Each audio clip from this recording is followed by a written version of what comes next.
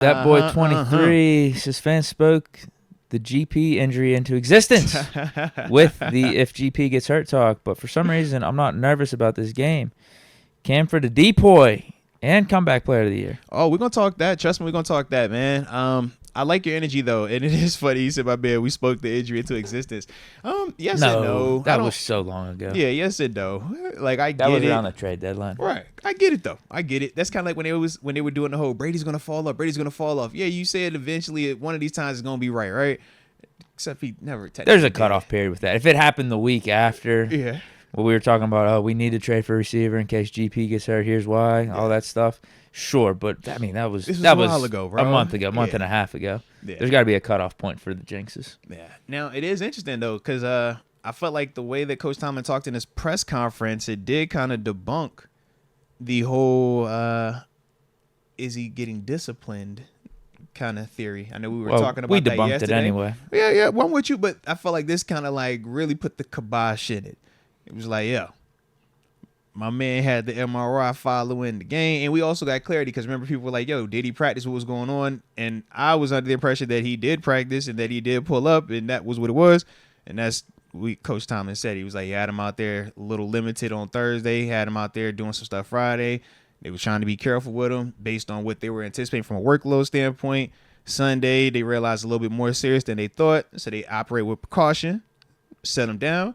And then obviously post game was when they did an MRI and they did see something they said show up on the MRI, i.e. the tear. That's kind of how that thing works.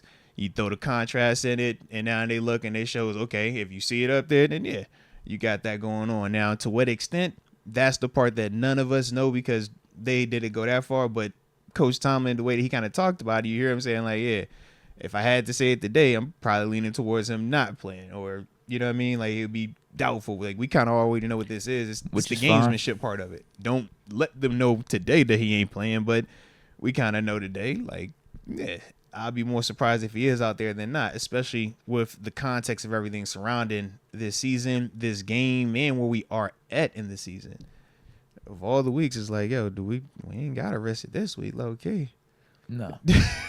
We don't got to risk it any of the weeks. But I'm saying, like, especially this week, I'm like, it's NFC on top of it. Yeah. I'm like, this has nothing to do with anything in that sense. Like one game to do it would be the next one, right, Baltimore. That's what I'm saying. We could lose all the games around Baltimore and still win the division. Yeah, that was my kind of thought process when I started looking up. I'm like, I don't even know if I want to risk that though. Yeah. If you're questioning it going into that Ravens game, I'd still rather have GP as healthy as possible for the playoffs as opposed to risking it for this middle game that we have against the Ravens with the rest of our games this season.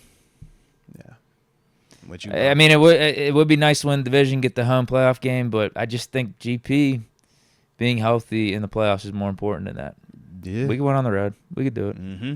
I have faith in us. I think it's way harder to win without GP than it is winning with GP on the road. And I don't know if home field advantage necessarily means the same as what it used to, or at least what we thought it was, because you got the Bucs win. That was COVID year, granted, but you've seen it how many times throughout the last decade, the Bucs 20 won years. The Super Bowl at the crib though. Well, no, and they won on the road every game, but that was COVID. So gotcha. I'm not going to count that. But just last year, look at what the Chiefs did. Chiefs did it. Packers did it against us back in 2010, 2011. We did it as the 6th seed. So it's been done before. You go on the road, go on a run, and win the Super Bowl. I think health is the most important thing. And I think all those teams at the time, whenever they were going on their runs, they were pretty healthy. They were hitting their stride at the right time, heading in. Are those considered outliers, though? No, I think it'd be done. Giants did it. What they were 6th seed. I think both their times winning the Super Bowl, right? They were wild card teams going on the road every game. If anything, yeah. I mean, I don't want to say it's common. I don't want to discredit home field advantage. As I say, because I think of the Chiefs and the Patriots and the way that they've been able to win them in bunches. The point is, GP healthy is more important than the home field advantage, in my opinion, or having a healthy team going into the playoffs.